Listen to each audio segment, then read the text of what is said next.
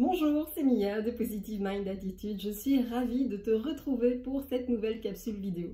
Alors cette semaine, je voulais partager avec toi quelque chose qui m'est arrivé personnellement et qui est toujours en cours pour être tout à fait transparente.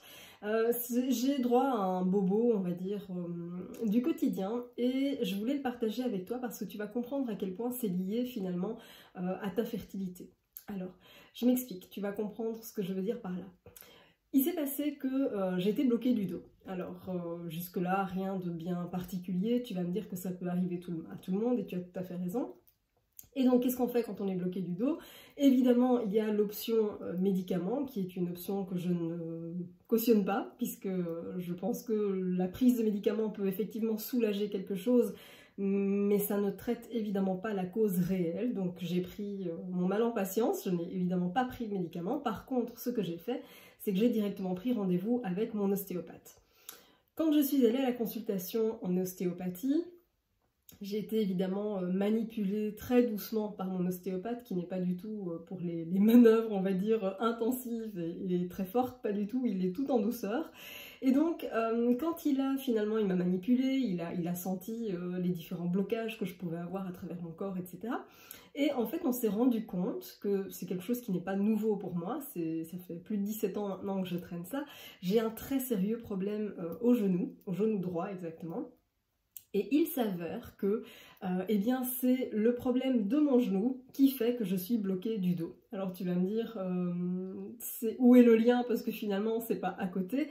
Et tu as tout à fait raison. En fait, si je suis bloquée au dos à cause de mon genou, c'est tout simplement parce que mon genou me fait très très mal et que inconsciemment et consciemment, parce que ça m'arrive de m'en rendre compte, je me positionne d'une autre façon pour compenser la douleur que je peux ressentir dans mon genou.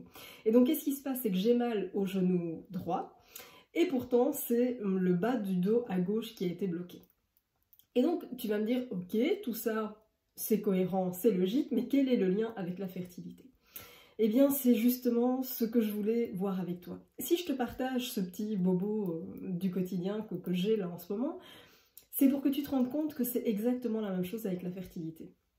Si j'avais été voir un médecin classique, qu'est-ce qu'il aurait fait? Il se serait uniquement focalisé sur le bobo que j'ai en bas du dos à gauche. Sauf que la vraie cause du problème, elle vient de mon genou à droite. La fertilité, c'est malheureusement pareil. Qu'est-ce qui se passe? C'est que il y a des exceptions, heureusement, mais dans la majorité des cas, dans nos médecines occidentales à nous, nos médecines classiques qu'on connaît, eh bien on forme des spécialistes qui sont super spécialistes d'une partie. Ça veut dire quoi? Ça veut dire que pour eux, évidemment, ils vont faire toutes les investigations possibles et imaginables d'un point de vue local, en oubliant finalement de prendre en compte une dimension beaucoup plus globale. Et qu'est-ce qui se passe? C'est que très souvent, on va mettre dans la catégorie infertilité inexpliquée tout un tas de femmes pour qui finalement on pourrait expliquer. Mais la médecine classique ne le permet pas parce qu'on ne pousse pas aussi loin les recherches. Dans mon cas, c'était relativement facile, j'en reviens à ce bobo du genou et du dos. Dans mon cas, c'est relativement facile parce que je sais, j'ai un problème au genou depuis 17 ans, donc je sais ce que c'est. Mais il y a parfois des choses qui viennent évidemment d'ailleurs et avec lesquelles on ne fait pas le lien. C'est aussi, et pour ça, que c'est un point sur lequel je travaille beaucoup dans mes programmes d'accompagnement, c'est pour avoir un regard qui est plus global que ça finalement, c'est pour avoir une approche qui se veut plus holistique, c'est une approche à 360 degrés.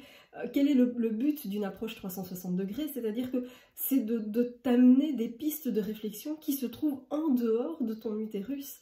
Oui, il y a des choses qui peuvent se passer ailleurs, il y a des choses qui évidemment peuvent se passer au niveau hormonal, et on sait qu'une partie des ordres pour la production hormonale sont envoyés par le cerveau, donc c'est une piste, mais il peut y avoir des dizaines et des dizaines de pistes potentielles. Or, dans la pratique, on en explore 2, 3, 4, et encore si on va jusque-là, et c'est quasi exclusivement situé au niveau de l'utérus, et on ne va pas chercher plus loin. C'est pour ça que mes programmes d'accompagnement te posent justement les bonnes questions pour te permettre de faire des liens et d'aller éventuellement voir d'autres spécialistes, d'autres médecins, pour simplement les alerter sur certaines choses. Parce que c'est très souvent avec un travail d'équipe finalement qu'on obtient les meilleurs résultats, tu vois. Et donc c'est un peu ça que j'avais envie de te partager. C'est que À l'heure actuelle, peut-être que tes examens à toi, ben oui, on va faire une hyspérosalpingographie, oui, on va comment dire, faire des prises de sang pour mesurer peut-être la dose d'AMH, etc. Donc oui, on va faire des examens par rapport à ça, bien sûr. Mais est-ce qu'on va vérifier d'autres composantes au niveau de la prise de sang? Est-ce qu'on vérifie la mutation du gène MTHFR? Je ne suis pas certaine. Est-ce qu'on vérifie les dosages au niveau des vitamines, de l'iode? Est-ce qu'on regarde s'il y a des carences particulières? Est-ce qu'on regarde si dans ton historique personnel, il y a des choses qui peuvent être mises en relation? Est-ce qu'on vérifie la thyroïde? Il y a des dizaines et des dizaines de pistes. Et c'est justement ça que je voulais mettre en évidence avec toi, c'est que si on t'a réduite un peu vite, si on t'a mise un peu vite dans la case infertilité inexpliquée, dis-toi que c'est pas forcément aussi inexpliqué que ça en a l'air, c'est aussi tout simplement parce que très souvent, on n'a pas cherché au bon endroit. Alors je ne jette absolument pas la faute sur les médecins, soyons clairs là-dessus.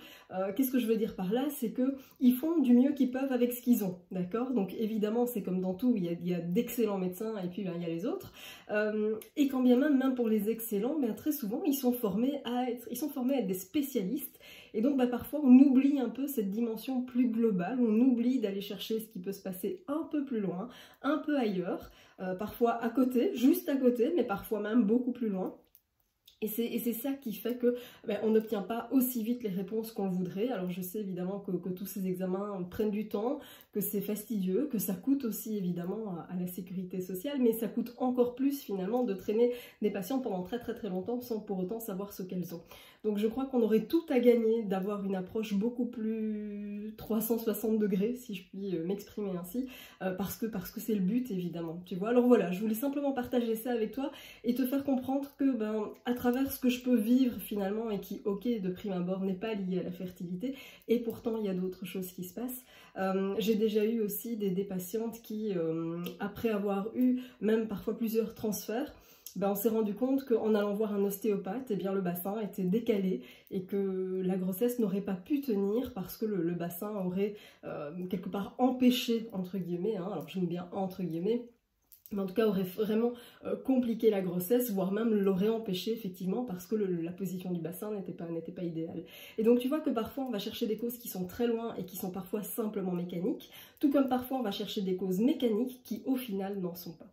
Donc voilà, c'était la vidéo du jour. Je voulais juste te sensibiliser sur cette approche beaucoup plus globale de la fertilité parce que non, la fertilité ne se résume pas à un utérus, à des ovocytes et des spermatozoïdes. Ce serait beaucoup plus simple. Si c'était le cas, dis-toi bien que les taux de fécondation in vitro seraient à 100%. Or, on est absolument loin d'y être, d'accord? Donc même si les taux sont déjà super, en France, voilà, peut mieux faire, hein, évidemment, mais en tout cas, je veux dire par là que c'est déjà de bons taux, mais clairement, on peut mieux faire, et c'est en ayant justement une approche qui est plus complémentaire, plus globale, qu'on obtiendra de meilleurs résultats. C'était Mia de Positive Mind Attitude, je te dis à très bientôt pour une prochaine capsule vidéo, et d'ici là, prends soin de toi.